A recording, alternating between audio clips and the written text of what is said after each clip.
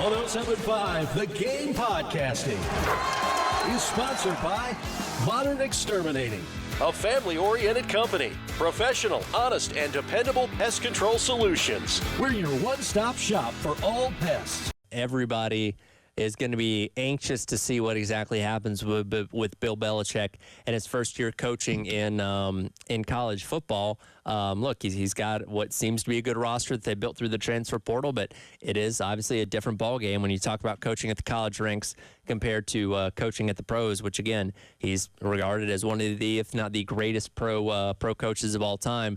So we'll see how that translates to, year number one in Chapel Hill. And, look, they're going to be right there on prime television for the most part this season in general. A ton of their games can be viewed on the major networks, of ESPN, but you also have the fact that their week one game is going to be against TCU right there on that Monday night. We've spent so much of this season, rightfully so, talking about the positives for South Carolina, talking about the things that we are excited about, things that are hopefully going to go right for this team and all those kind of things, because when you're coming off of a 9-3 season like South Carolina was, a year ago, you're going to have a lot of positive momentum. You have a quarterback that's being talked about as a Heisman Trophy favorite, a first-round draft pick, all these kind of accolades that are well-deserved.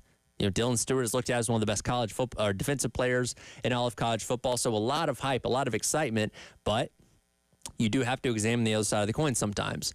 And this all stemmed from a Twitter poll that we put out the other day where a large portion of people were nervous and had what, we call the Gamecock PTSD, because for so many, it feels like you've seen this story before, right? Where you've had a great season the year prior.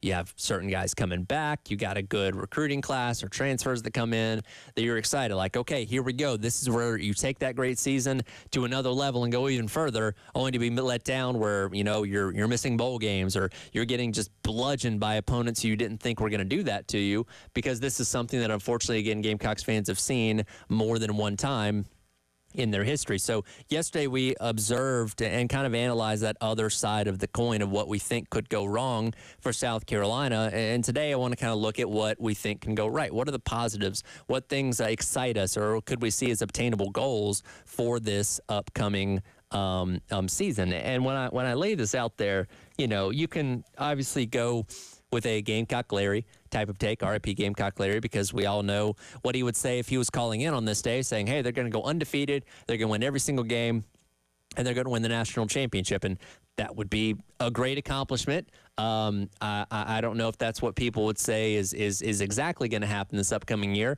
but I kind of want to ground this in reality a little bit of, okay, what are realistic things that you think could happen this upcoming year that excite you, right? So when you talk about record, and I've said this plenty of times before, and I'll say it again, I don't think anybody is going undefeated in the SEC. Our perception of this team would be so drastically different without Sellers at quarterback. Like, let's say, last year Sellers was in his third year and he was eligible to go to the NFL draft and left South Carolina, and you basically had what you have right now with Aaron Noland, Cutter Woods, and that was your quarterback room. And let's just say Dante Reno stayed on for you to have a third quarterback there. We'd have a lot of concern. Now, it'd be kind of similar to a season ago where, we knew that LaNorris Sellers was taking over as a first-time starter. We at least seen him in, spot duty, cleanup duty, back to, Spencer Rattler's last year. So you had a little bit of an indication of what he was capable of, even in game situations, even though he was going up against not the best competition, taking on Furman and Vanderbilt and stuff like that. We'd be talking about, Aaron Noland or Cutter Woods having never taken a snap in college football before, which would be a lot more concerning. So the fact that you have one of the better quarterbacks in the game does inspire a lot of hope, and rightfully so, for a lot of people in terms of how they look at this South Carolina team.